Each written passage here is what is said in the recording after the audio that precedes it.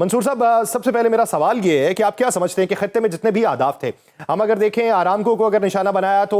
وہ عرب اور امریکہ جو ہے وہ اس کے اتحاد سے چلنے والی آئل ریفائنری ہے، امریکی اڈوں کو نشانہ بنایا گیا، چاہے بحرین کے اندر ہو، قطر کے اندر ہو یا کسی اور ملک کے اندر ہو، تو ان کو نشانہ بنانے کی سمجھ تو آتی ہے، لیکن یو اے ای کے اوپر ایک خاص قسم کا غصہ اتارا گیا ہے جہاں پہ جمیرہ کے اوپر حملہ کیا گیا اور اس کے علاوہ دیگر رہائشی یونٹس کے اوپر بھی حملہ کیا گیا۔ اس کے پیچھے کی اصل منطق ہے کیا؟ بہت شکریہ جی، جہاں تک تو بہت مہربانی فرمائی ہے ایران نے یو اے ای پر، اس کے ساتھ ساتھ دیگر گلف کنٹریز پر۔ اس کی بنیاد جو ہے وہ مسٹرسٹ ہے جو ان عرب کیپٹلز کے ساتھ تہران کا ایک عرصے سے جاری تھا، اور وقتاً فوقتاً جو ہے مختلف ممالک جو ہے وہ اپنے اپنے انداز میں اس مسٹرسٹ کو جو ہے وہ ری انفورس بھی کرتے رہے ہیں، اور خاص طور پہ لیٹلی یو اے ای کی طرف سے جو ایکٹیویٹیز کی جاتی رہی ہیں، بالخصوص جس طریقے سے وہ ابراہیم اکارڈ میں جانے کے بعد بالکل ٹوٹلی اسرائیل کے کیمپ میں چلا گیا، اور اسرائیل کی معذرت کے ساتھ کہوں گا کہ مڈل ایسٹ کے اندر ایک دوسری کالونی جو ہے وہ بنتا ہوا دکھائی دیا۔ اور اسی طریقے سے خاص طور پہ فلسطین جو غزہ میں جو جنگ تھی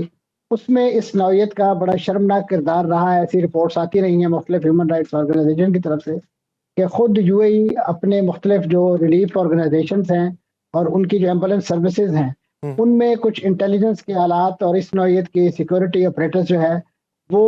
اس آڑ میں بھجواتا رہا ہے کہ یہ شاید فلسطینیوں کی امداد کے لیے ہے، جبکہ اس کے ذریعے بہت ساری فلسطینی لیڈرشپ جو ہے اس کی سرویلنس کی گئی، ان کو ٹارگٹ کرنے میں اسی انداز سے کہ جیسے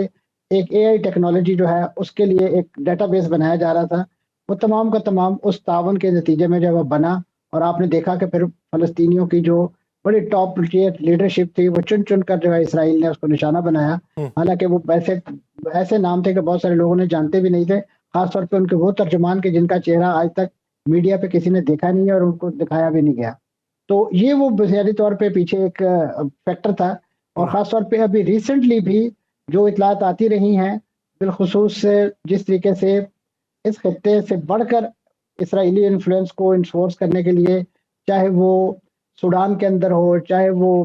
لیبیا کے اندر ہو، پھر اس کے ساتھ ساتھ آگے بڑھ کے صومالی لینڈ کا جو کانسیپٹ ہے، اور پھر اس کو جس طریقے سے جتنی بھی آپ کی جو اس وقت شپنگ لینز ہیں اور بندرگاہیں ہیں اس پہ اپنا کنٹرول حاصل کرنے کے لیے یہ سارا معاملات، اور بالخصوص ایک اہم ایلیمنٹ جس نے میں سمجھتا ہوں آئسنگ آن دا کیک کام کیا، ریسنٹ جو کانفلکٹ ان کا پیدا ہوا سعودی عرب کے ساتھ، کہ جس میں یمن کے اندر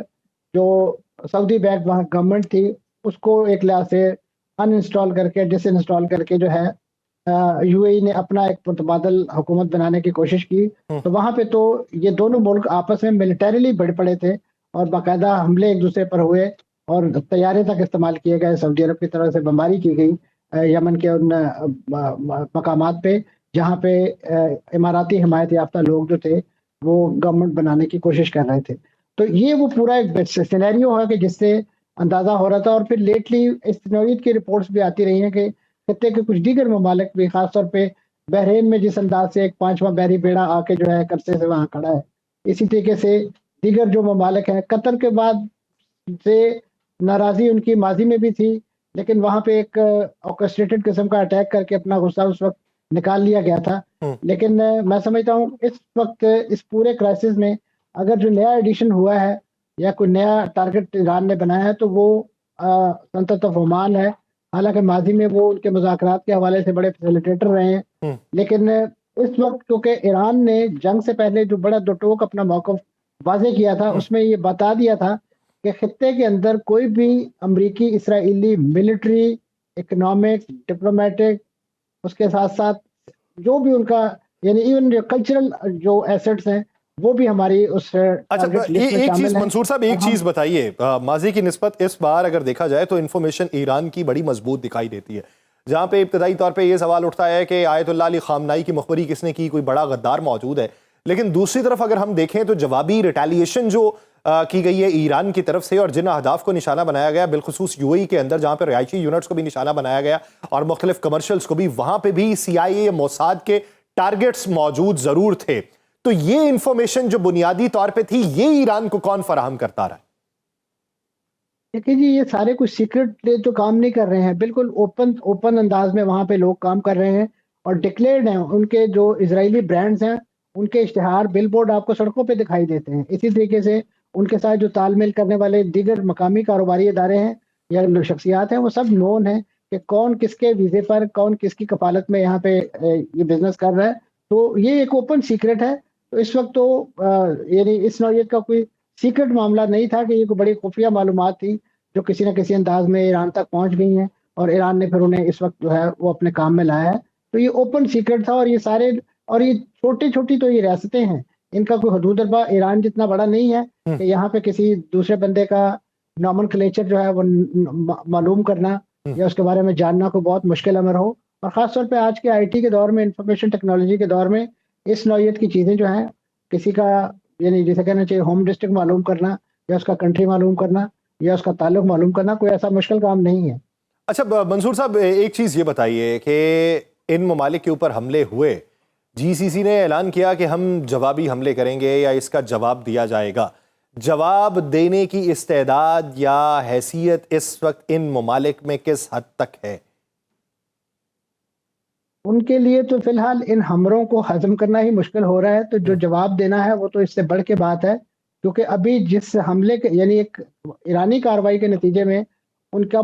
پورا جو ہے کمیونیکیشن سسٹم جو ہے، ان کا فلائٹ آپریشن جو ہے وہ سٹینڈ سٹل ہو گئے ہیں. اس وقت بھی اطلاعات آ رہی ہیں کہ لوگ جو ہیں ہزاروں ڈالر دے کر ان ممالک سے، خاص طور پہ دبئی سے، یو اے ای سے، ان جگہوں سے نکلنے کے لیے تیار اور آمادہ ہیں، لیکن فلائٹ آپریشن بند ہے. پورے کا پورا اس وقت جو ایشیا کا یہ حصہ ہے اس کا یورپ کے ساتھ فضائی رابطہ منقطع ہے. تو اب ایسی سچویشن میں یعنی یہ چھوٹا سا کام کیا ایران نے، کوئی بہت بڑی تباہی نہیں لے کر آیا. اب آپ اس کا کمپیریزن کیجئے کہ جو 3 سال تک فلسطینیوں پہ آتش و آہن کی بارش برستی رہی ہے، ہر وقت ان کے سروں پہ ڈرون اور F-16 اور پتہ نہیں کون کون سے طیارے اور کیسے کیسے B-2 بمبر ان پر اڑائے جاتے رہے اور بمباریاں کرتے رہے. تو وہ لوگ کس ٹرامیٹک سچویشن سے جوچار رہے ہوں گے؟ کیا ان کے بچے نہیں تھے؟ کیا ان کی خواتین نہیں تھے؟ کیا ان کے بزرگ نہیں تھے؟ کہ یہاں پہ صرف جو سیاحت کے لیے عیاشی کے اڈوں پر آئے ہوئے لوگ جو ہیں وہی انسان ہیں، انہی کے انسانی حقوق ہیں. تو یہ میرا خیال کمپیریزن اس وقت بنتا ہے، خاص طور پہ جو آزاد دنیا ہے، آزاد ضمیر کے لوگ ہیں، انہیں اس چیز کا کمپیریزن ڈرا کرنا چاہیے کہ جنگ کتنی ہولناک چیز ہے. آج اگر ایران کے ان محدود حملوں کو، کیلکولیٹڈ حملوں کو یو اے ای اور یہ دیگر ممالک جو ہیں برداشت نہیں کر سکتے،